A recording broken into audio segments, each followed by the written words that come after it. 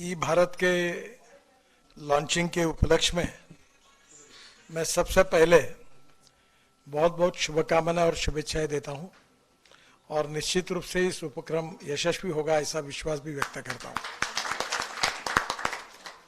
मैं अपने देश में इन सब पॉलिसी का जन्मदाता भी हूं, तो मुझे पता है कि इसमें अड़चनें क्या और समस्याएं क्या है। मैंने अभी बताया कि मेरे पास टीवीएस और बजाज, हीरो, ये तीन ऐसे मैन्युफैक्चरर है देश में कि उनका 50% प्रोडक्शन वो एक्सपोर्ट करते हैं। यानी हमारे देश में एक्सपोर्ट का मार्केट जितना देश का है उतना बाहर का है। और सबसे इम्पोर्टेंट चीज ये ही है कि उनकी ई स्कूटर जो है, ई बाइक बड़ी महंगी है। और इसलिए इसमें जो सबसे बड़ी बात है कि उन्होंने दो स्टडी किया था। अभी 2-4 दिन पहले ही टीवीएस के मालिक जो थे वेणु श्रीनिवासन मेरे आए थे और सर्वे में ये मालूम हुआ कि एक स्कूटर आदमी कितने किलोमीटर चलाता है। तो उसका जो एवरेज आया है, बजाज ने कहा है कि 26 किलोमीटर एक दिन में चलाता है और टीवीएस ने कहा है कि 24 किलोमीटर चलता है और रात को घर में गाड़ी फिर चार्ज होती है। तो मैंने इनको सुझाया कि आप बैटरी दो लगाने के, अभी ये बोल रहे हैं सोलर से इसकी जरूरत ही नहीं, एक ही बैटरी चार्ज करके अगर 70 किलोमीटर होगा तो कॉस्टिंग कम होगा। और इसका मार्केट जो है आजकल लोग जो नागपुर, पुणे, मुंबई, ये थोड़ा ब्रांडेड के तरफ है क्योंकि उनकी पेइंग कैपेसिटी ज्यादा है। पर जैसे काटोल है, नरखेड़ है, जलालखेड़ा है, इस टाइप के जो छोटे छोटे गांव है, वहां सफाई कामगार, प्यून, छोटे आदमी भी साइकिल के बजाय इसको चला सकता है। बच्चे कॉलेज में जाने के लिए इसका उपयोग कर सकते हैं। और इसलिए जो मिनिमम मोटर की कैपेसिटी है, उसको जब मैंने ये कानून बनाया था तो उसको मैंने आरटीओ से बाहर कर दिया, रजिस्ट्रेशन की जरूरत नहीं है। तो मुझे आपसे एक ही कहना है कि ये मार्केटिंग रूरल, एग्रीकल्चर और छोटे गांव में ज्यादा होगा। दूसरी बात, कॉस्ट में क्वालिटी के साथ कॉम्प्रोमाइज नहीं करते हुए आप उसको कॉस्ट कम करिए और कॉस्ट आपकी वैसे भी रीजनेबल है।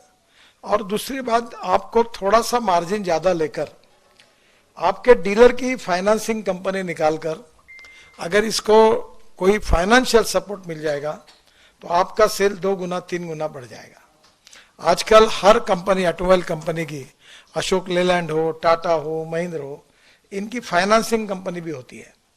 तो ये इसके लिए कोई अगर जॉइंट वेंचर पार्टनर मिलता है और वो उससे आप चेक ले लेंगे, वो सर्विस करता है तो सैलरी डिडक्शन उसको दे देगा बैंक के अकाउंट से, ट्राई पार्टी एग्रीमेंट करके। तो छोटे छोटे लोग, सफाई कामगार, प्यून, होटल में काम करने वाले कर्मचारी, इस टाइप के छोटे छोटे लोग अगर इसको लेंगे तो इसके स्वाभाविक रूप से इसका सेल काफी बढ़ेगा। मुझे बहुत खुशी है कि विदर्भ में पहली बार आपने ये कोशिश की और मैं आपको शुभकामनाएं देता हूं। अभी तक जब से मैंने ई स्कूटर और ई बाइक का जो काम शुरू किया है, 250 लोगों ने शुरू किया है। अरे 250 लोग अब मैन्युफैक्चरिंग में उतरे हैं। इसमें कर्नाटक में, बेंगलोर में बहुत अच्छे अच्छे डिजाइन्स और काफी रिसर्च हुआ है। अभी तो मैं हाइड्रोजन की गाड़ी पे, दिल्ली मेरे पास है, तो पानी से हाइड्रोजन निकाल कर गाड़ी चलेगी। फिर मैं अभी कल ही मैंने टोयोटो की लॉन्च की। वो ऐसी है कि उसके एक कैमरी मॉडल था जिसमें 60% पेट्रोल और 40% वही बिजली तैयार करेगा, जो बात आप बता रहे थे। पर मैं किसान हूं और मेरे सपने का मॉडल ये है जो अभी अगले महीने आ रहा है, जिसके लिए मैं डंडा लेके बैठा हूं सबके पीछे। वो ये है कि हमारे किसानों का जो इथेनॉल है, जो 60 रुपए लीटर है, उसकी कैलोरिक वैल्यू पेट्रोल के बराबर, डीजल के बराबर होगी। और जो अभी टोयोटो के मॉडल्स आ रहे हैं कि 60 रुपए लीटर का इथेनॉल भरने के बाद 40% वही बिजली तैयार करेगा। यानी आपके गाड़ी में 30 रुपए लीटर पेट्रोल की कॉस्ट से आपको एवरेज मिलेगा, एकदम बचत होगी और प्रदूषण से मुक्ति मिलेगी। तो टोयोटो, हुंडई, मर्सिडीज, बीएमडब्ल्यू और बाद में सभी, टाटा से लेकर सब लोगों की गाड़ियां अगले महीने से आ रही है। और बजाज ने और टीवीएस ने और हीरो ने इथेनॉल की लगाई है। आज ही मेरी बात कि इथेनॉल की बाइक नागपुर में लॉन्च कर रहे, बाइक और स्कूटर। तो मैं कोशिश कर रहा हूँ कि अपने किसान के जितने बेटे हैं वो अपने ही फ्यूल को यूज करें। तो ये स्वाभाविक रूप से सस्ता भी है और प्रदूषण से मुक्त भी है। तो मुझे लगता है कि electric, ethanol, methanol, biodiesel, bio CNG, bio LNG और हाइड्रोजन। और हाइड्रोजन में भी 3 प्रकार है। ग्रीन हाइड्रोजन यानी पानी से निकलता है या बायोमास से निकलता है। आज ही मैं कारपोरेशन के आयुक्तों को कह रहा था कि हमारा शहर पहला है कि हमने टॉयलेट का पानी बेचकर हम लोग 300 करोड़ कमाते हैं।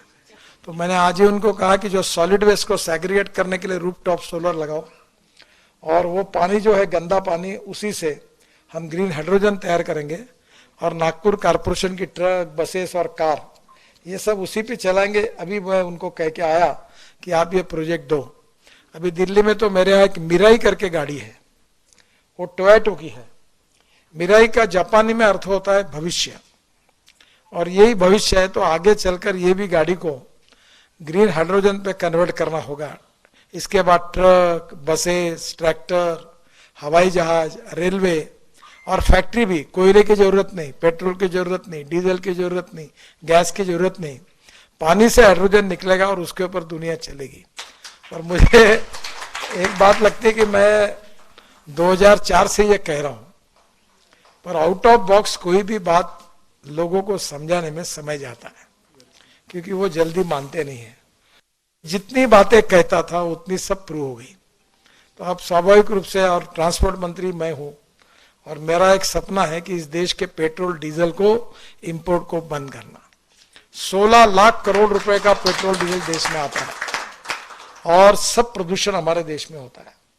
और अगर ये 16 लाख करोड़ में से 5 लाख 10 लाख करोड़ अगर गांव के गरीब किसानों के पास जाएंगे तो गांव के लड़कों को रोजगार मिलेगा।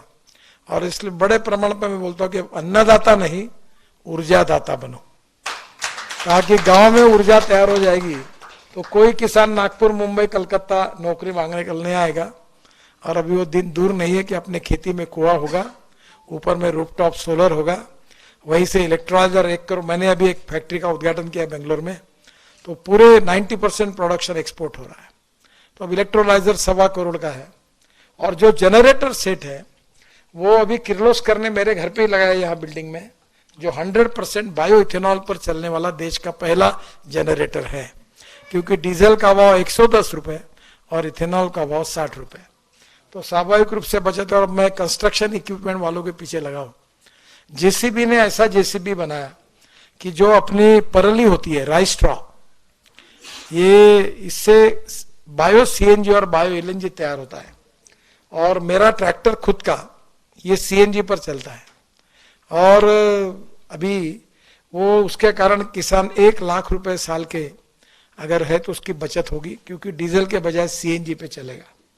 और अभी सीएनजी भी ये हमारा फ्यूचर है, एलएनजी भी फ्यूचर है। तो मैं तो आज मुझे खुशी हुई कि जितना electric, ethanol, methanol, biodiesel, bio CNG, bio LNG, electric और ग्रीन हाइड्रोजन, मैं पीछे पड़ा हूँ इसके।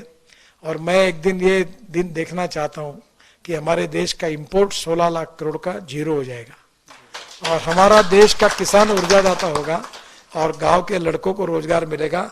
और इससे देश का प्रदूषण, आज जो डॉक्टर की बिल आप दे रहे हैं वो प्रदूषण के कारण दे रहे हैं, वो प्रदूषण खत्म होकर देश को मुक्ति मिलेगी। उसमें आपने आज ई व्हीकल का, ई भारत के नाम से इसका लॉन्चिंग किया है। मैं आपको बहुत बहुत शुभकामनाएं देता हूं और निश्चित रूप से भगवान आपके इस उपक्रम में आपको शुभकामनाएं और आशीर्वाद दे, यश दे, यही प्रार्थना करता हूं। नमस्कार।